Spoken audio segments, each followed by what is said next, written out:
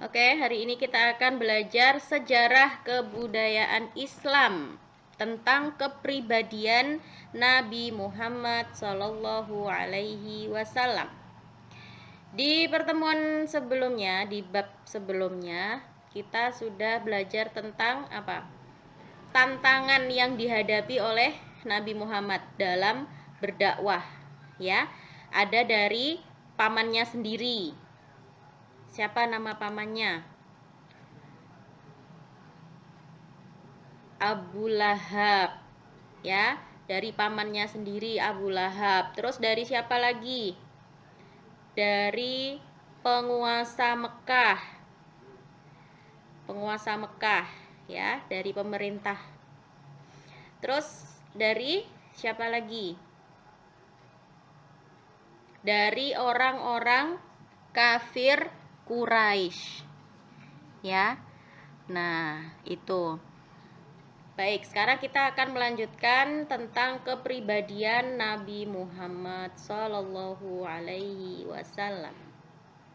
Kita baca dulu ya. Nabi Muhammad mempunyai tugas untuk menyeru kepada umatnya agar menyembah Allah. Untuk menyampaikan tugas yang diembannya, beliau mempunyai kepribadian yang sempurna. Akhlaknya adalah akhlak Al-Quran, sehingga Nabi Muhammad disebut sebagai rahmat bagi seluruh alam. Beliau terkenal dengan sifat-sifat kepribadian yang mulia. Nah, jadi Nabi Muhammad itu disebut sebagai rahmat bagi seluruh alam. Tidak hanya kepada manusia, tapi rahmat juga untuk alam semuanya, ya. Untuk bumi, untuk langit, untuk bulan, semua hewan, tumbuhan. Nabi Muhammad ini adalah rahmat bagi seluruh alam, ya.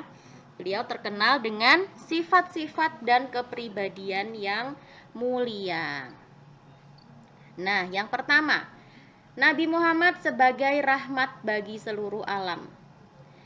Di dalam surat Al-Anbiya ayat 107, wa ma arsalnaka illa rahmatan lil alamin. Dan tidaklah kami mengutus kamu melainkan untuk menjadi rahmat bagi semesta alam. Nabi Muhammad merupakan salah satu nabi dan rasul yang diutus Allah untuk menjadi rahmat bagi semesta alam. Sebagai nabi dan rasul, Nabi Muhammad mempunyai tugas sebagai syahidan, mubasyiron, nadhiron, da'iyan ilallah, dan sirajan muniran. Dalam surat Al-Ahzab ayat 45 sampai 46. Ya ayyuhan nabiyyu inna arsalnaka syahidaw wa mubasysyiran wa nadhira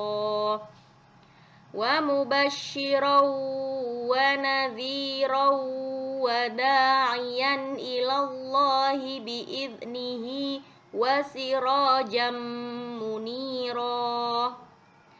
Artinya, wahai Nabi, sesungguhnya kami mengutusmu untuk menjadi saksi, pembawa kabar gembira dan pemberi peringatan, dan untuk menjadi penyeru kepada agama Allah dengan izinnya dan sebagai cahaya yang menerangi. Dari ayat di atas, tahukah kamu apa yang dimaksud dengan syahidan, mubasyiron, wa nadhiron, da'iyan ilallah, dan sirajam muniran. Jadi Nabi Muhammad itu diutus sebagai yang pertama syahidan.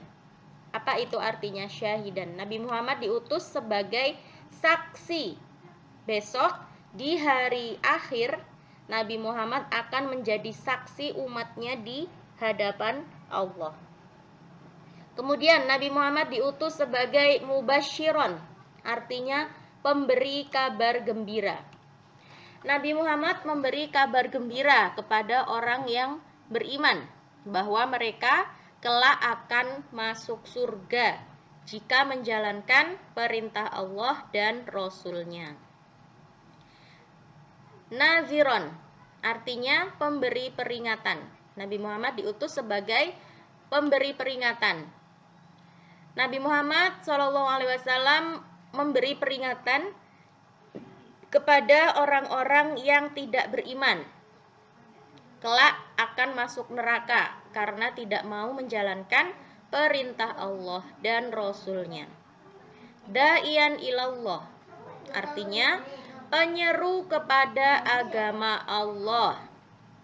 Nabi Muhammad menyeru kepada umatnya untuk memeluk dan menjalankan syariat agama Islam. Kemudian Nabi Muhammad juga ditugaskan sebagai sirajan muniron, artinya cahaya yang menerangi. Allah memberikan tugas kepada Nabi Muhammad untuk menerangi umat manusia dengan ajaran Islam. Itu tadi tugasnya Nabi Muhammad diutus itu sebagai apa tadi?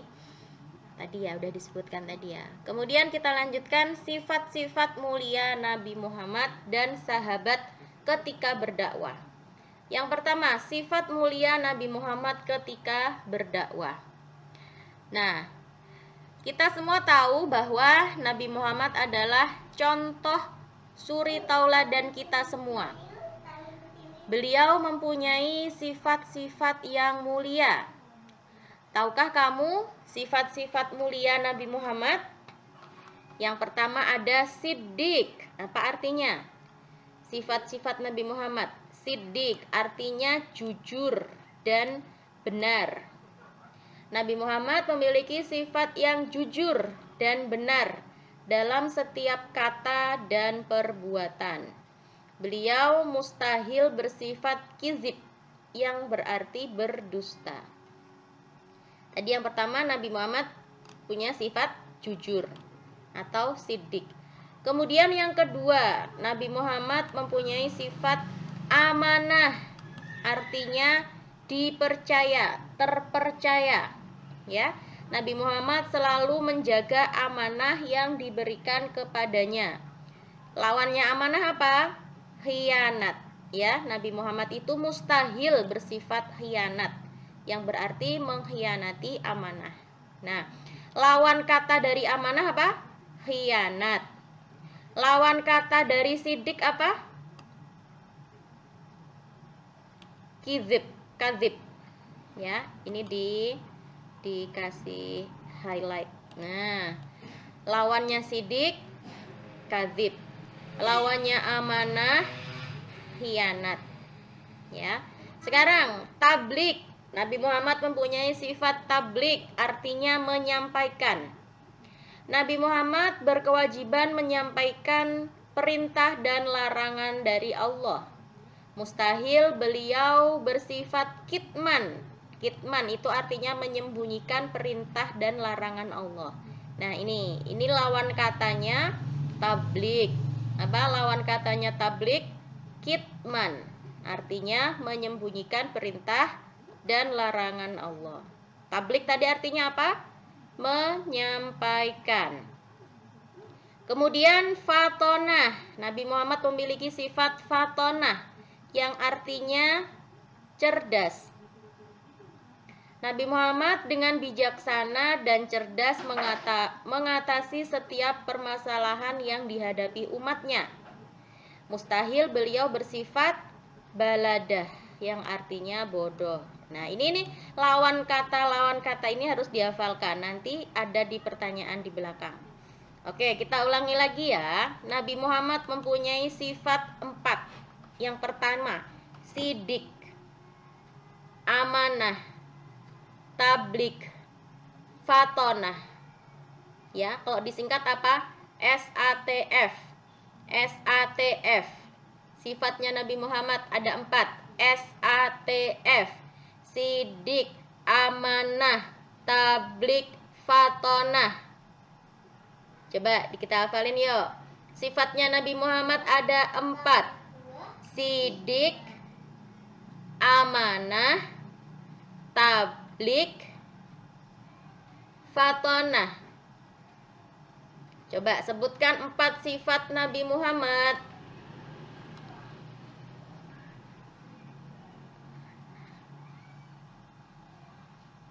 Tablik, fatonah.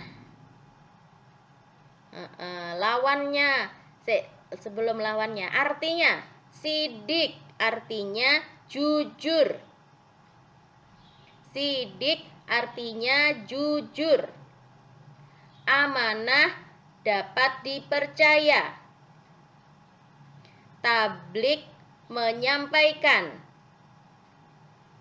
Fatonah, cerdas. Sidik, jujur. Amanah, dapat dipercaya. Tablik, menyampaikan. Fatonah, cerdas. Oke, sekarang saya tanya, apa artinya sidik? Amanah, amanah, dapat dipercaya. Tablik,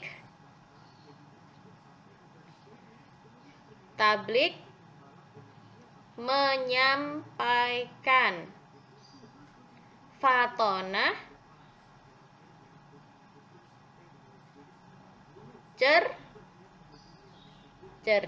Sekarang lawan kata ya. Lawannya sidik, kizib. Kizib itu artinya apa? Dusta atau bohong ya. Lawannya jujur berarti bohong. Lawannya sidik berarti kizib. Amanah, lawannya amanah apa? Khianat.